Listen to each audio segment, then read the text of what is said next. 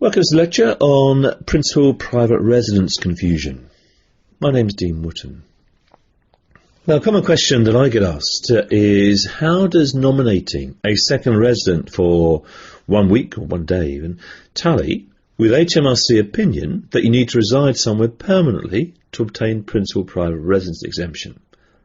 Now, surely 1 week of residence is not permanent.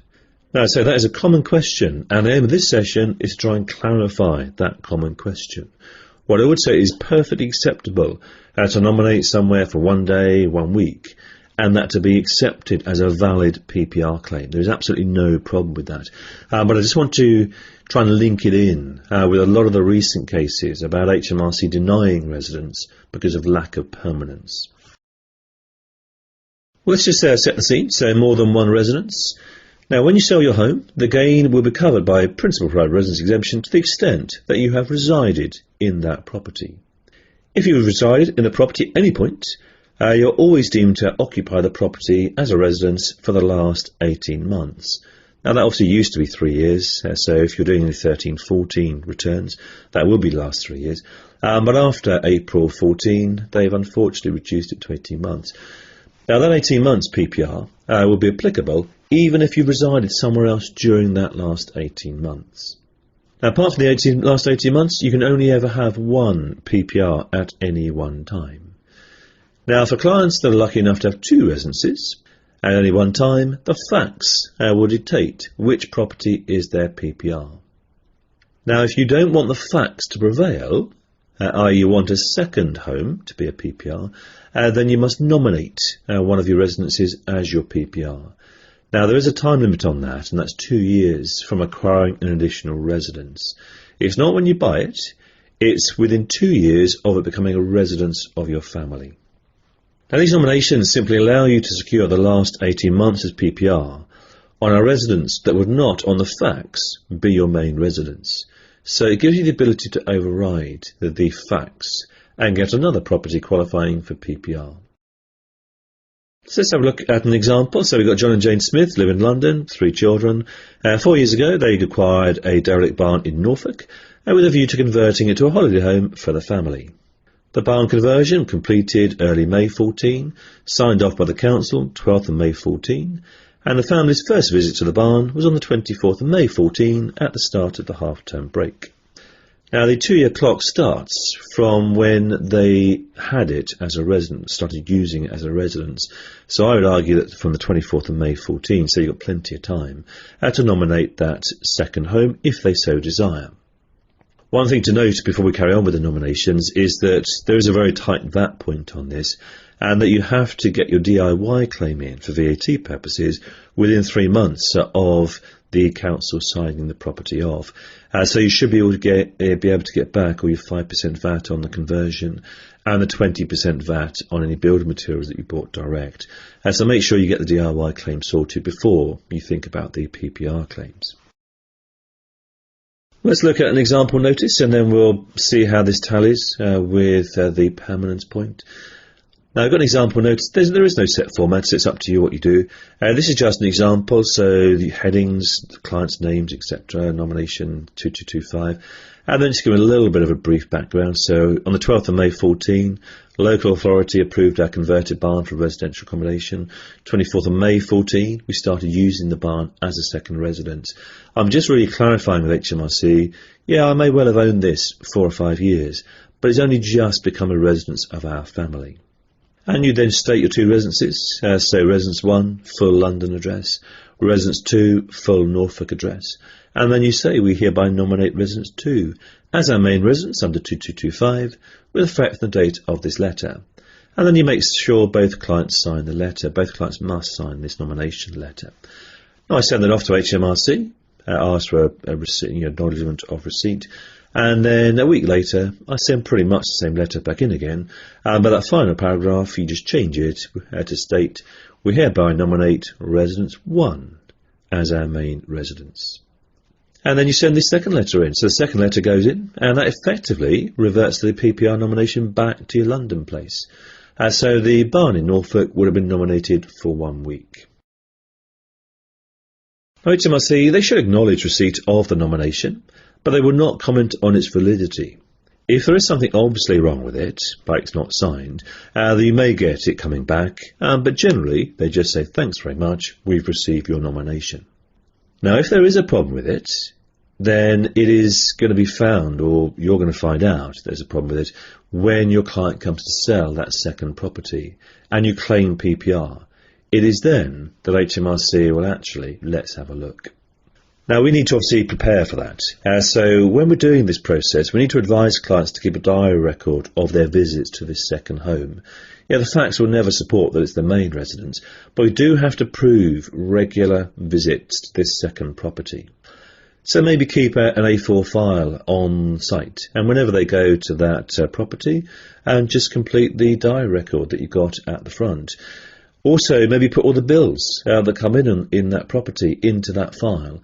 You just want to prove that your family is using it on a regular basis.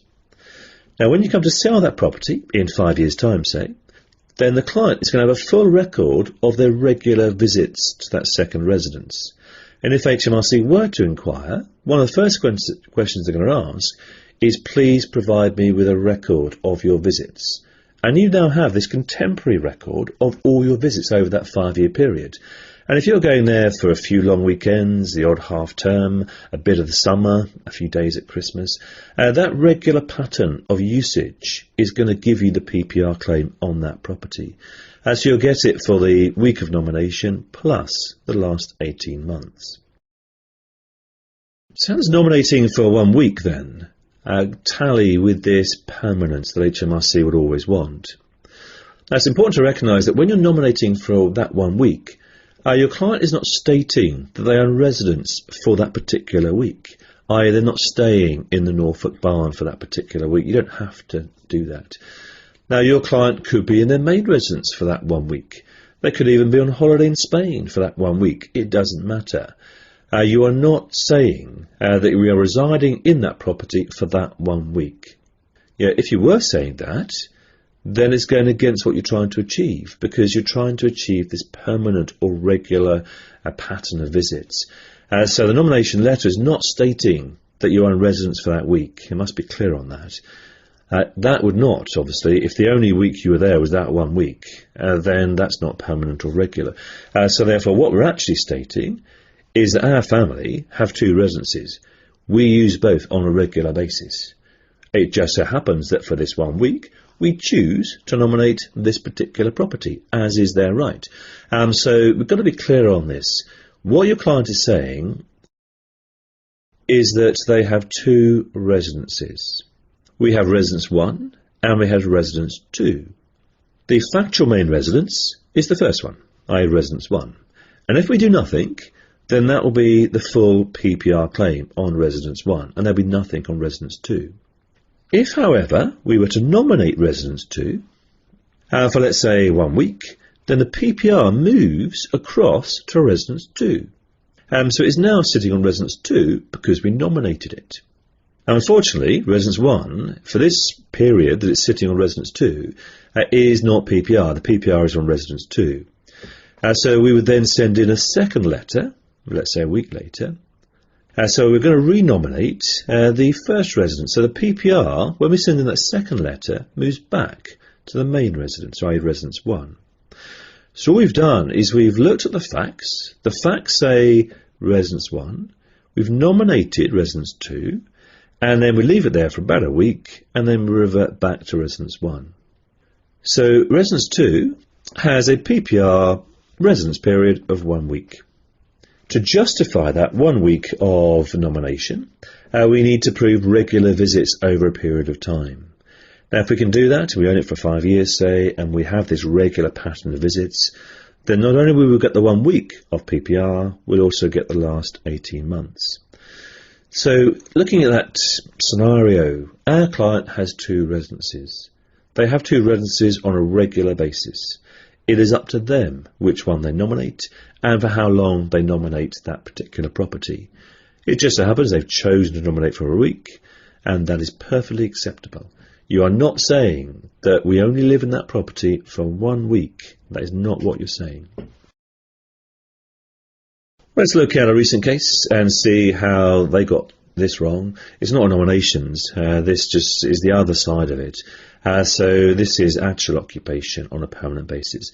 Now, this was two doctors, and in April 1999, they bought a buy-to-let, and they decided to sell it in 2007. But the sale was a bit protracted, and it was completed in July, so on the 25th of July 2008. Now, their main residence was sold on the 1st of July 2008, so they moved into their buy-to-let for 25 days. Now, they did not own any other property for those 25 days, and PPR was claimed on the buy-to-let for the last 3 years, as it was sold in the 3-year regime, as a consequence of their 25-day occupation. Now, I'd hazard a guess that they were thinking, well, surely everyone is entitled to one PPR, and at that time, those 25 days, they only owned that one property, which they were living in. But that second property, the buy-to-let, was never occupied with permanent intent. There's no pattern or regular intent. There's no pattern of long-term visits. There's no regular intention to live there permanently. So unfortunately, they did not get PPR. Now, moving into buy-to-let prior to sale would generally not work. It is quality of occupation, not quantity. So when a client says to you, how long do I have to live in my buy-to-let before I get PPR, just say to them, look, it's not going to work. And if they say, well, no, there must be a time frame, and you say it's not about time, it's about the quality of occupation. Are you going to move your family into that property and stay for the long term? If you move in there with an intention to sell it, and quite often these properties have the for sale sign up, and then that's not permanent. You haven't got this regular pattern of visits. So don't mix it up with the nomination stuff we've been talking about, because the nomination stuff we've been talking about, clients have two properties and they use both regularly on a long-term basis. Now, when clients are saying, I'm going to sell my buy-to-let, can I move in and get PPR? Then that's generally not going to work, and we should really advise against that. You haven't got the quality of occupation that you need to get PPR. Well, that concludes the lecture on PPR, and an area which I often get asked. And so hopefully this lecture has clarified the differences between nominating for, say, a week and getting this permanent occupation. Well, thank you for listening. My name is Dean Wootten.